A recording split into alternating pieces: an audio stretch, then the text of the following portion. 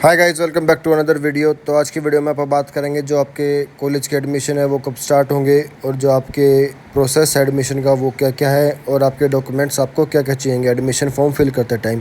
तो आपके जो कॉलेज के एडमिशन है वो नियर अबाउट 1 जून के आसपास आपके स्टार्ट हो जाएंगे।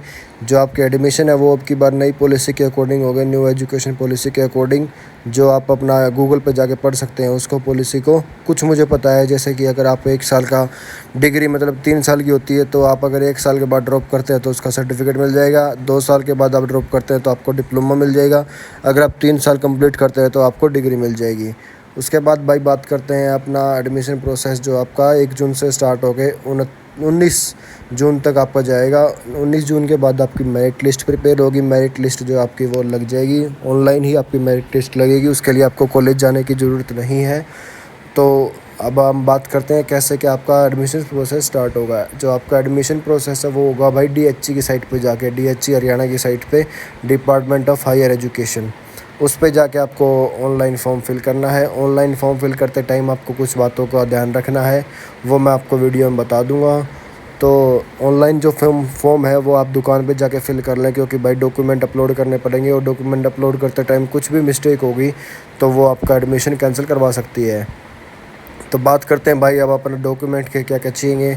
सबसे पहले तो आपको आधार कार्ड चाहिएगा, उसके बाद 10th की मार्कशीट चाहिएगी, उसके बाद 12th की मार्कशीट चाहिएगी, उसके बाद चाहिए आपको डोमिसाइल, जो हरियाणा का डोमिसाइल बनता है। उसके बाद है भाई आपका अपना जाति प्रमाण पत्र। जाति प्रमाण पत्र जो है वो एससी या बीसी कैटेगरी से जो बच्चे हैं उनको चाहिएगा। जनरल कैटेगरी वाला को जाति प्रमाण पत्र नहीं चाहिए। उसके बाद अगर आपने 12th के बाद स्टडी छोड़ दी थी, 1 साल का गैप है या फिर 2 साल का गैप है, तो वो आपका गैप ईयर सर्टिफिकेट बनेगा। वो गैप ईयर सर्टिफिकेट में आपको बताना पड़ेगा कि क्यों छोड़ दी थी।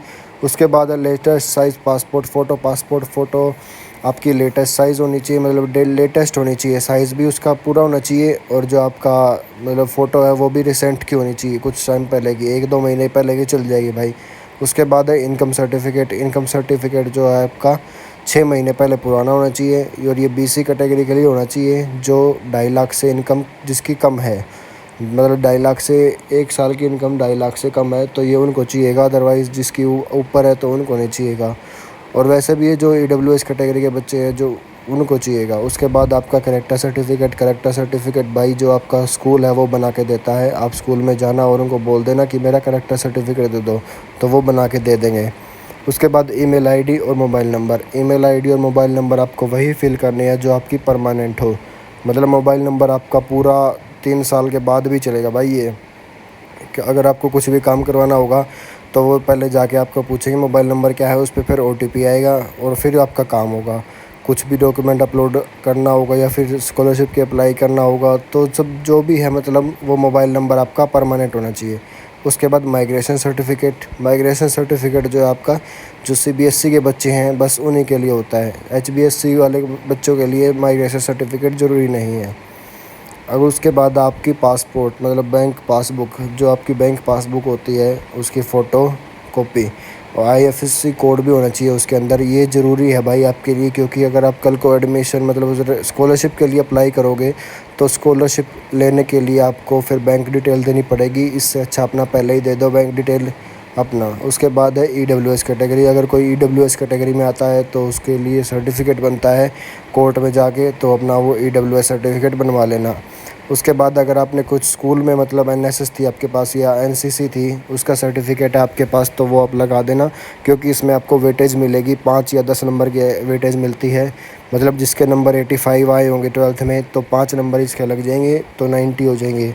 उसके बाद है फैमिली आईडी। फैमिली आईडी आपकी बहुत ज़रूरी होगी है। फैमिली आईडी अपना ध्यान से फिल करना, और फैमिली आईडी ज़रूर बनवा लेना अपनी, जिसकी नहीं बनी हो। वैसे तो बन गई होगी सबकी, तो फैमिली आईडी ज़रूर लगानी है, उसके बिना आपका एडमिशन कंप्लीट नहीं होगा। और कोई अगर आपका डाउट रह गया हो तो कमेंट सेक्शन में बता देना, और मैं कॉलेजेस की जो वीडियो हैं वो मैं डिस्क्रिप्शन में दे दूँगा। जो टॉप 10 कॉलेजेस हैं हरियाणा के उनकी, या फिर अपना जो रोहतक के कॉलेजेस हैं उनकी, या फिर नेकीराम के जो भी डिटेल हैं उनकी डिस्क्रिप्शन में मैं वीडियो दे दूँगा, उनका लिंक दे दूँगा।